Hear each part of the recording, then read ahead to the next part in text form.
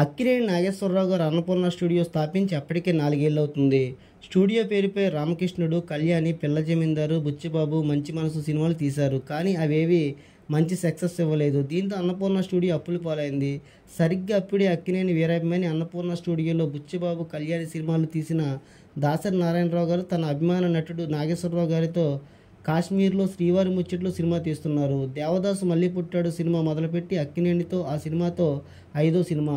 ఒకరోజు షూటింగ్ ముగించుకుని పడవలో వస్తుండగా దాసరి మధ్యలో ఏవో ఆలోచనలన్నీ ఒక కొలిక్కి వచ్చి దాసరి మధ్యలో ప్రేమాభిషేకం రూపుదిద్దుకుంది. అమ్మాయి ప్రేమ కోసం పరితపించే హీరో కష్టపడి అమ్మాయి ప్రేమను గెలుస్తాడు. తీరా అమ్మాయి ఓకే అన్నాక ఊహించని పరిస్థితుల్లో హీరోకి తాను ఎక్కువ కాలం బతకనని తెలిసి హీరోయిన్ సుఖంగా ఉండాలని, తన సౌభాగ్యంతో ఉండాలని, హీరోయిన్ క్షేమంగా ఉండాలని హీరోయిన్ దూరంగా పెట్టి ప్రేమను త్యాగం చేసే కథాంశం చెప్పగానే ఎన్టీఆర్ గారు ఓకే చెప్పేశారు. ఈ సినిమాని అన్నపూర్ణ బ్యానర్లోనే తీద్దామని అక్కినేని గారు చెప్పారు దాసరి నారాయణరావు గారికి. ప్రేమాభిషేకం అక్కినేని సొంత చిత్రంగా కుమారుడు అక్కినేని వెంకట్, అక్కినేని నాగార్జున నిర్మాతలుగా 35 లక్షల బడ్జెట్తో ప్రేమాభిషేకం పట్టాలెక్కింది. నాగేశ్వరరావు గారి పుట్టినరోజైన 1980 సెప్టెంబర్ 24న ప్రేమాభిషేకం షూటింగ్ మొదలైంది. హైదరాబాద్, మద్రాసుల్లో 32 రోజుల్లో షూటింగ్ పూర్తి చేసుకుని సరిగ్గా నాగేశ్వరరావు గారి పెళ్లి రోజైన 1981 ఫిబ్రవరి 18న రిలీజ్ అయింది. ప్రేమాభిషేకం తెలుగు సినిమా బాక్సాఫీస్ చరిత్రలో కొన్ని అరుదైన రికార్డులు సొంతం చేసుకుంది.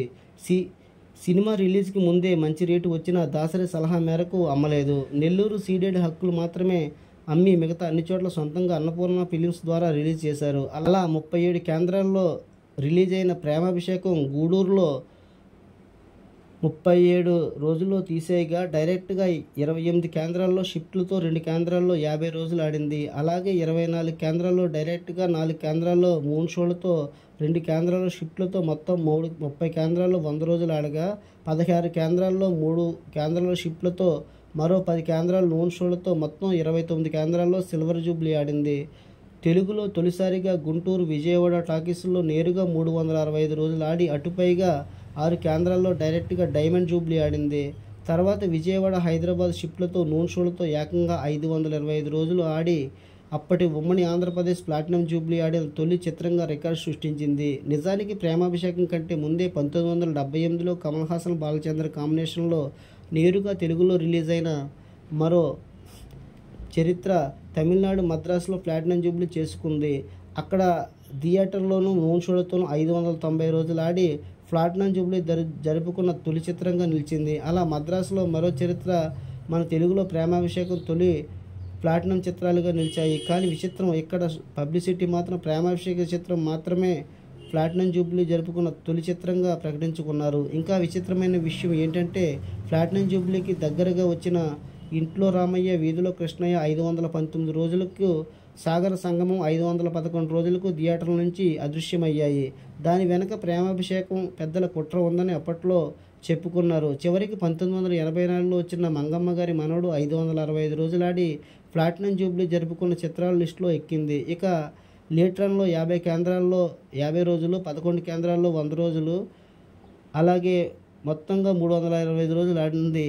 పైగా ఆడడమే కాకుండా మొదటి రిలీజ్లో 1,50,00,000 రూపాయల షేర్ను సాధించి అన్నపూర్ణ స్టూడియోను భారీ నష్టాల నుంచి బయటపడేసింది. కె. రాఘవేంద్రరావు దర్శకత్వంలో అన్నగారు ఎన్టీఆర్ నటించిన కొండవీటి సింహంకి మూలం తమిళనాడు శివగణేశన్ నటించిన తమిళ తంగ పథకం. తమిళనాడులో సూపర్ హిట్ అయిన ఈ సినిమా నటుడు అల్లు రామలింగే కొన్నారు. తెలుగులో ఎన్టీఆర్తో రీమేక్ చేద్దామనుకున్నారు. నిజానికి శివాజీ గణేశన్ కెరియర్లో బెస్ట్ సినిమాలు అనేకం తెలుగులో ఎన్టీఆర్ గారే రీమేక్ చేశారు. శివాజీ గణేశన్కి ఈసారి మనస్కరించలేదు. ఆ చిత్రాన్ని శివాజీ గణేశన్ గారి సమర్పణలో అల్లు రామలింగేతో కలిసి బంగారు పథకం పేరుతో తెలుగులో డబ్ చేయించారు. డబ్బింగ్ మూవీ కూడా ఇక్కడ సూపర్ హిట్ అయింది. మరో 7 ఏళ్లకు కొండవీటి సింహంకు పునాది అయింది. వేటగాడు సినిమా హిట్ తర్వాత ఎన్టీఆర్తో రోజా మూవీ అధినేత ఎం. అర్జున్ రాజు రైట్ సమస్య లేకుండా అదే కథను వేరే పద్ధతిలో మార్చి రచయిత సత్యానంద్, దర్శకుడు రాఘవేంద్రరావుని కథ తీర్చిదిద్దారు. అలా 43 లక్షల రూపాయల బడ్జెట్తో కొండవీటి సింహం పట్టాలెక్కింది. సినిమా మొత్తం 37 రోజుల్లో షూటింగ్ మొత్తం కంప్లీట్ అయింది. సినిమా మొత్తం పూర్తయిన తర్వాత సలహా కోసం సీనియర్ దర్శక నిర్మాత అయిన క్రాంతి కుమార్కు ప్రివ్యూ చూపించారు. మొదటి 10 నిమిషాలు, చివరి 10 నిమిషాలు ఇది ఎన్టీఆర్ సినిమా, మధ్యలో అంతా ఏఎన్ఆర్ సినిమాలా ఉందని ఈ సినిమాపై ఆయన పెదవి విరిచారు. దాంతో కంగారు పడిపోయిన నిర్మాతలు భయపడి ఈ సినిమాను రీ రిలీజ్కి ముందే అమ్మేశారు. సినిమాకు ఉన్న ప్రతి ఒక్కరికి రూ. 10 పెట్టుబడి పెడితే రూ. 100 పైగా లాభం తెచ్చిపెట్టింది. ఇక 47 ప్రింట్లతో 43 కేంద్రాల్లో రిలీజ్ అయిన కొండవీటి సింహం రిలీజ్ అయిన అన్ని కేంద్రాల్లో 70 రోజులు ఆడింది. అప్పటికి 37 కేంద్రాల్లో 100 రోజులు ఆడిన తొలి చిత్రంగా కొండవీటి సింహం నిలిచింది. 15 కేంద్రాల్లో సిల్వర్ జూబ్లీ వైజాగ్లో షిప్లతో 315 రోజులు ఆడింది.